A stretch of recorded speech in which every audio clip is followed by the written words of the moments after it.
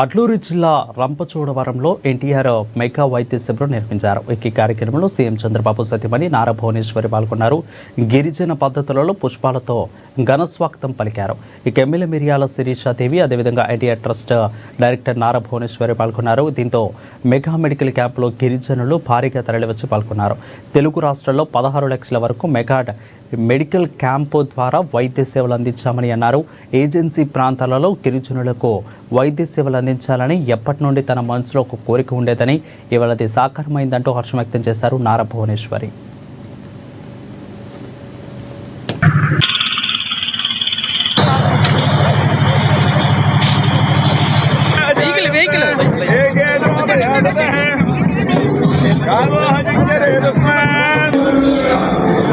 ఏది మేము చేయగలము, ఇక్కడ మేము చేస్తాము, మీకు మందులు అందజేస్తాము.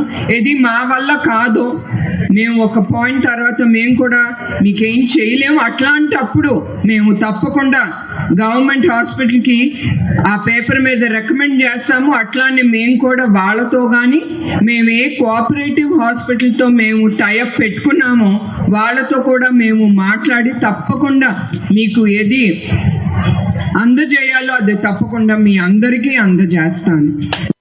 ఏది మేము చేయగలం.